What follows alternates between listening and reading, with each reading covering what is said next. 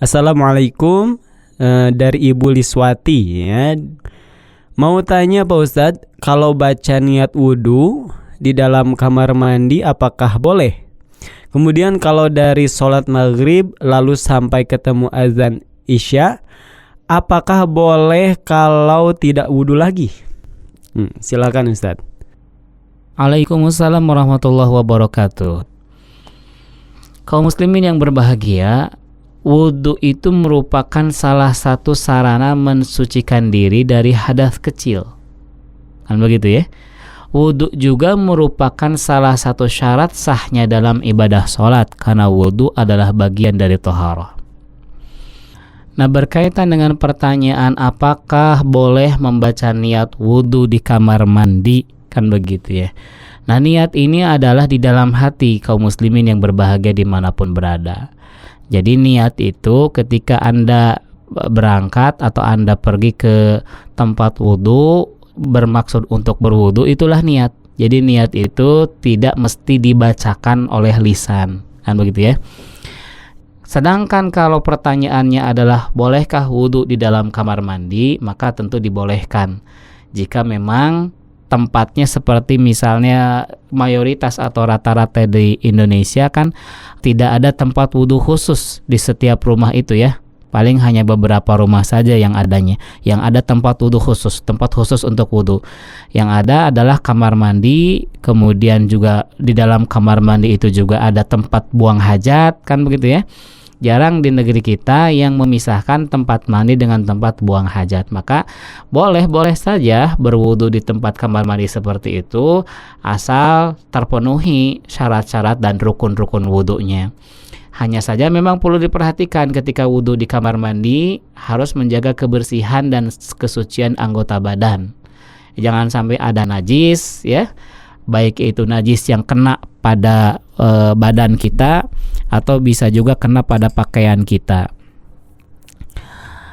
Kemudian apabila kebersihan kamar mandi atau toilet ini tidak dapat dijaga ya dari percikan najis misalnya, maka lebih baik berwudu di tempat yang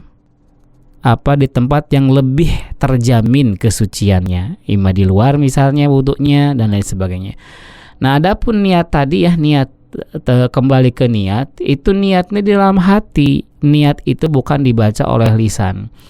Ya, sedangkan membacakan sebelum wudu disunahkan membaca bismillah. Ya, Imam An-Nawawi rahimahullah mengatakan makruh berzikir dan berbicara ketika buang hajat baik di dalam ataupun ruang kamar mandi kecuali karena keadaan terpaksa.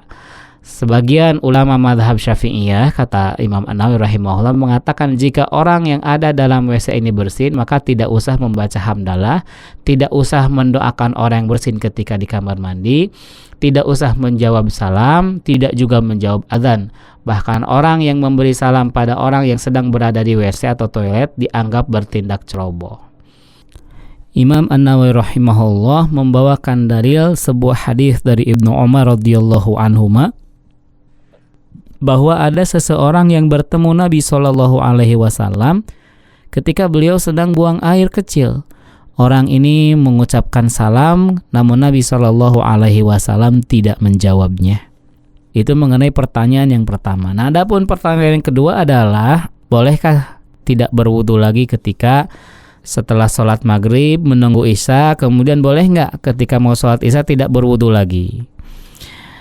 Apabila tidak terjadi pembatal wudu ya, misalnya kentut, kemudian pipis ya, buang air besar, buang air kecil, kemudian tidur yang sangat lelap ya sehingga tidak sadar apa yang terjadi, maka boleh sholat isya tidak berwudu kembali setelah sholat maghrib karena tidak ada pembatal wudu.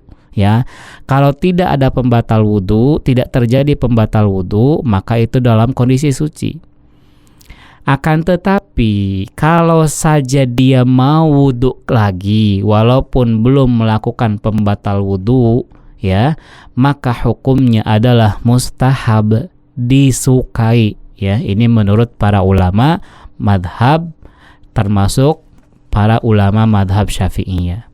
Nah, apabila wudhu di waktu maghrib sudah batal dengan salah satu pembatal wudhu, maka wajibul kudu alias harus berwudhu kembali untuk sholat isya karena terjadi pembatal wudhu. Jadi kalau nggak batal, maka boleh langsung sholat isya tanpa berwudhu kembali. Adapun kalau mau berwudhu, maka itu mustahab, disukai. Tapi kalau terjadi pembatal wudhu, maka harus wudhu, ya, wajib wudhu, karena toharoh atau wudhu adalah syarat sahnya sholat. Wallahu a'lam.